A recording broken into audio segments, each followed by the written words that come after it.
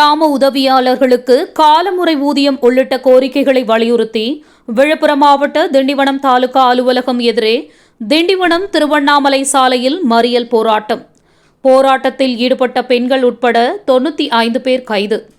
தமிழ்நாடு வருவாய் கிராம ஊழியர் சங்கம் சார்பில் கிராம உதவியாளர்களுக்கு வரையறுக்கப்பட்ட காலைமுறை ஊதியம் வழங்க வேண்டும் உள்ளிட்ட கோரிக்கைகளை வலியுறுத்தி விழுப்புரம் மாவட்ட திண்டிவனம் தாலுகா அலுவலகம் முன்பு மாநில துணைத் தலைவர் ஆதி லட்சுமணன் தலைமையில் வட்டார தலைவர் குடியரசு முன்னிலையில் 46 நபர்களும் மகளிர் ஆணைய ஜானகி உமா மற்றும் 49 மகளிர் மறியல் போராட்டத்தில் ஈடுபட்டனர். திண்டிவனம் நேரு வீதியில் சாலையில் நடைபெற்ற இந்த மறியல் போராட்டத்தில் 100க்கும் மேற்பட்டோர் கலந்து கொண்டனர்.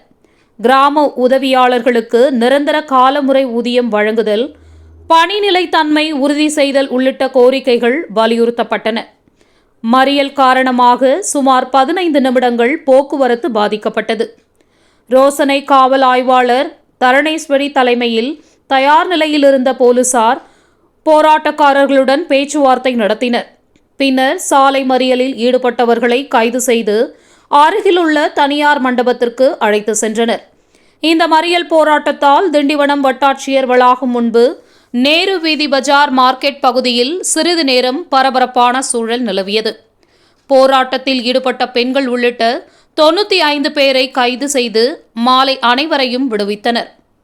இறுதியாக போராட்டம் வெற்றி பெற கைதானவர்களுக்கு வட்ட பொருளாளர் அம்பேத்கர் நன்றி கூறினார்.